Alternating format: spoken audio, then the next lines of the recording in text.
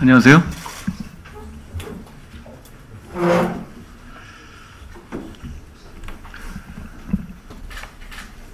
우리 국민의힘의 공천은 시스템 공천으로 계획대로 진행되고 있다고 생각합니다. 그러니까 저희 공천에 대해서는 제가 더 말씀드릴 부분이 많지 않네요. 이재명 대표의 더불어민주당 공천에 대해서 몇 가지 말씀드립니다. 남의 당 문제냐?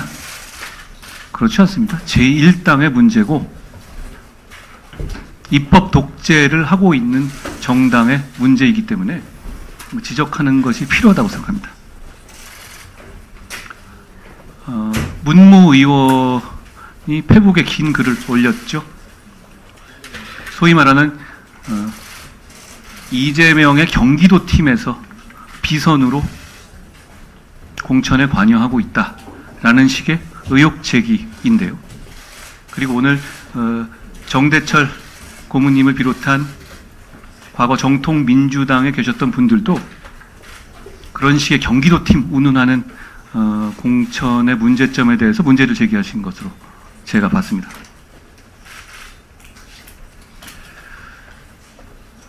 이재명 대표가 거기 그분들을 제끼고 꼽겠다는 분들은 우리 국민들은 이름을 모르는 사람들입니다. 이재명 대표가 알고 정진상 씨가 알고 그런 분들이죠.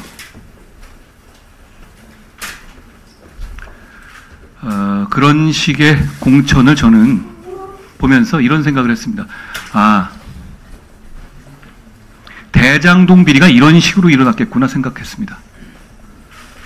이런 식으로 정식 라인 무시하고 비선 동원하면서 막무가내로 밀어붙이고 사적 이익을 취했구나라는 생각을 했습니다. 지금 저는 이재명 대표가 하고 있는 민주당의 공천을 대장동식 공천이라고 생각합니다. 그리고 정진상 씨 같은 분이 아직도, 그러니까 과거에 있었던 경기도나 성남에 있던 측근들이 아직도 저 전통 있는 공당을 좌우하고 있나라고 생각합니다. 이재명의 옥중 공천은 아닐지 몰라도 정진상의 옥중 공천처럼 되어가고 있다고 생각합니다.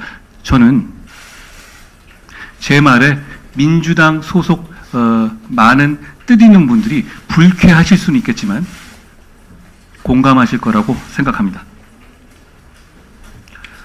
이재명 대표에 대해서 제가 계속 질문을 하고 있는데요.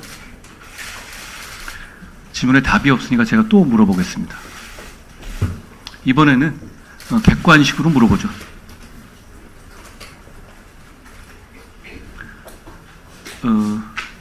지금 이제 배소연 씨나 김혜경 여사나 이재명 대표에 대해서 과일 1,000만 원어치 사 먹고 일제 샴푸 쓰고 제사상 대신 차려주고 뭐 이런 부분에 말도 안 되는 일들에 대해서 수사가 계속되고 있잖아요. 상당 부분 사실인 것처럼 보도되고 있고 본인들이 반론도 못하고 있지 않습니까? 제가 반론의 기회를 드리고자 객관식으로 물어보려고 합니다. 1번, 나 안 먹었다. 사실은 과일을 안 좋아한다. 내가 과일 좋아한다고 말했다고 해서 진짜 좋아하는 줄 알았냐? 2번, 내가 과일 먹고 일제 샴푸 쓰고 내 제사상 대신 차리게 한 거 맞지만 뭐 다 이러고 사는 거 아니냐? 나 정도 되는 사람이면 이래도 된다고 생각한다.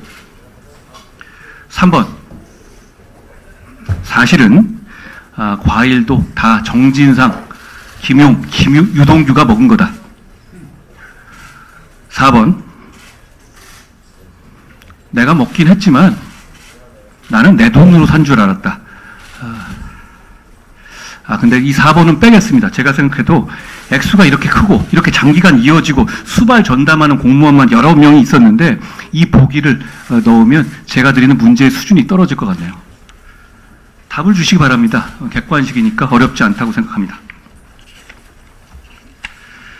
이재명 대표 주위에 있는 모든 사람들이 중형을 선고받고 있습니다. 이제는 답을 해야 하지 않겠습니까? 보니까 기자님들하고 뭐 간담회 비슷한 거라든가 식사하시는 것 같던데요. 기자님들께서 이런 질문을 해주시기를 저는 바랍니다.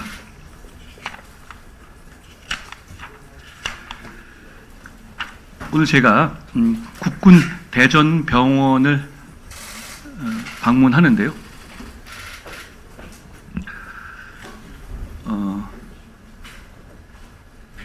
대한민국을 위해서 봉사하고 임무를 다하다가 다친 분들이 아직도 많이 계십니다. 그분들에 대해서 충분한 치료와 충분한 보상이 이루어져야 한다는 것이 저를 비롯한 우리 국민의힘 구성원 모두의 한결같은 생각입니다. 저는 법무장관 재직 시에 국가배상법에 있어서 유족의 위자료 청구권을 가능하게 하는 법률 개정안을 낸 바 있습니다. 아직 이 법이 통과되고 있지 않습니다. 저희가 목련이 피는 4월에 다수당이 돼서 반드시 이 법을 통과시킬 것이라는 말씀을 드립니다. 저희는 단지 아까 말씀드리는 대장독 동식 공천을 하고 있는 이재명 대표를 저지하기 위해서 다수당이 되려는 것이 아닙니다. 저희가 다수당이 돼서 동료 시민의 삶을 개선시키기 위해서 정말로 통과시키고 싶은 민생 법안이 많습니다. 그 대표적인 것 중에 하나가 바로 이 국가배상법에 있어서 유족의 위자료 청구권을 되살려 주는 것입니다. 이걸 오늘 저희가 우리 스태프들과 함께 국군 대전병원을 방문해서 거기 치료받고 계시는 우리의 자랑스러운 국군 장병들을 위로드리고 좋은 말씀을 듣고 오겠습니다. 이상입니다. 불법 정치 자금을 수수한 분, 또 2심에서 실형을 선고받은 분, 또 돈봉투를 뿌려서 구속 중이신 분, 이런 분들이 지금 당당하게 연일 출마 선언 내지 창당 선언을 하고 있습니다. 이 모든 것이 누구 때문입니까? 민주당은 지금 22대 국회를 소도국회로 만들 셈인지 이런 범죄자들이 줄줄이 출마를 선언하고 나서는 것은 결국 국회의원 배지만 있으면은 똘똘 뭉쳐서 검찰 수사도 사법부 판결도 벗어날 수 있다고 믿기 때문인 것으로 보입니다. 어쩌다 대한민국 국회가 범죄자들의 방탄 벙커가 되었는지 정말 부끄럽다는 말씀을 드리지 않을 수 없습니다. 민주당은 지금 파렴치한 범죄자들 뿐만 아니라 한미동맹 파기 주장, 천안함 음모론을 퍼뜨리는 반국가 세력까지 다 모아서 아예 국회를 아수라장으로 만들려고 하는 중입니다. 대한민국 헌정질서의 근간을 흔들고 있다고 생각할 수밖에 없습니다.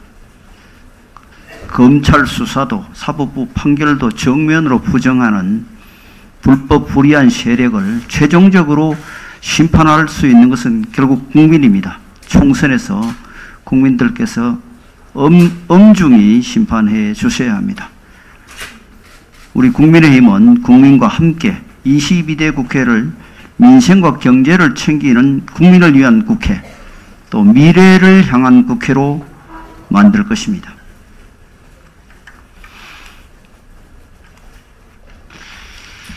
민주당이 어제 소상공인들의 금리 부담을 낮추고 임대료, 에너지 비용 등을 경감해 주는 내용의 소상공인 총선 공약을 발표를 했습니다.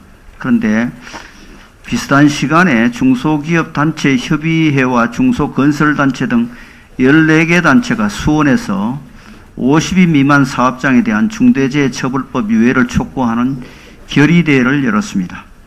무려 4,000명 가량의 중소기업인과 소상공인들이 모였다고 합니다. 지난달 31일에도 3,500명의 중소기업인이 국회에 모여 중대재해처벌법 유예 법안 처리를 호소한 적이 있었습니다.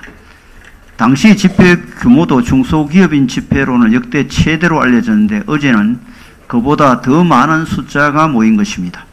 중소기업인과 소상공인의 마음이 지금 어떤 상태인지를 이보다 더 잘 보여줄 수는 없을 것입니다. 민주당이 중소기업인 및 소상공인들과 관련해 아무리 좋은 총선 공약을 내건다 해도 중대재해처벌법의 확대 적용이 유예되지 않으면 진정성을 인정받기 어려울 것입니다. 중대재해가 일어날 경우 언제라도 자신이 구속될 수 있다는 생각이 들면 어떤 사업주도 두려움 때문에 사업을 제대로 할 수 없을 것입니다. 사업주가 중대재해 요인을 100% 통제할 수 있다면 중대재해에 대해서 사업주가 일정한 책임을 지는 게 당연하겠지만 재해란 그 성격상 누구도 100% 통제할 수 없는 것입니다. 더욱이 중대재해의 예방을 위한 대비가 많이 부족한 상황에서 법이 시행되다 보니 사업주는 상시적으로 처벌의 공포를 느끼지 않을 수 없습니다. 이는 단순히 사업상의 두려움이 아니라 실존하는 공포입니다. 이런 실존적 공포를 그대로 둔 채 민주당이 아무리 금전적 지원을 약속한들 소상공인들에게 귀에 들릴 리가 만무합니다. 민주당이 진심으로 소상공인을 위한다면 먼저 중대재해처벌법 적용 유예 문제부터 해결해야 합니다. 우리 국민의힘은 대화의 문을 항상 열어놓고 있습니다. 어제 당과 정부 그리고 은행권이 총 76조 원 규모의 맞춤형 기업 금융 지원 방안을 마련해 발표한 것과 관련해 일각에서 총선을 앞두고 대규모 선심성 정책이 아니냐는 지적들을 하고 있습니다. 고금리가 장기화되고 있는 상황에서 이자 부담으로 고통받는 중소기업에게 손을 내밀어 어려움을 덜어드리는 것, 성장이 정체된 중견기업에 맞춤 특화금융으로 성장의 사다리를 놓아줘서 신산업 진출을 유도하는 것, 대규모 시설 투자가 필요한 첨단 전략산업에 자금을 지원해 새로운 미래 먹거리로 삼겠다는 것, 이것은 지금 총선을 코앞에 두고 있어서 하는 일이 될 수 없습니다. 국정을 책임지고 있는 집권 여당으로서 동료 시민의 더 나은 내일을 위해 지금 하지 않으면 안 되는 일을 마땅히 한 것일 뿐입니다. 다시 말해 총선용 돈풀기가 아니라 정부 여당의 미래를 위한 실천인 것입니다. 일선 현장에 기업들이 처해 있는 상황은 각기 다를 수 있겠지만 고금리와 경기 침체로 이자 부담이 늘어나면서 시설 투자에 선뜻 나서지 못하고 인력마저 줄이고 있는 현실을 마냥 두고 볼 수는 없는 일입니다. 오늘을 살아가는 동료 시민의 어려움을 애써 외면하면서 더 나은 내일을 약속하고 희망찬 미래를 이야기할 수는 없는 노릇입니다. 성장 잠재력을 갖추고도 일시적 유동성 위기로 힘겨워하는 기업들의 고충을 덜어서 동료 시민의 삶의 질을 높이는 일이기도 합니다. 오늘 금융위원장 주재로 은행장 간담회를 열고 맞춤형 기업금융 지원에 대한 구체적 방안을 내놓을 것이라고 합니다. 건설적인 논의가 활발하게 이루어지길 기대합니다. 한편 기업들에게 시급히 필요로 하는 것은 금융지원만은 아닙니다. 기업들이 더욱 성장하고 글로벌 시장에서 마음껏 능력을 발휘할 수 있도록 하기 위해서는 기업들의 발목에 채워진 규제 족쇄를 과감하게 풀어줘야 합니다. 특히 불필요한 규제를 없애야 할 뿐만 아니라 새로운 규제가 마구잡이로 양산되는 것도 막아야 할 것입니다. 국민의힘은 우리 기업들이 더욱 커나갈 수 있도록 우리 경제의 성장 엔진이 다시 힘차게 돌 수 있도록 국민이 체감하는 규제개혁 방안을 조만간 내놓겠습니다.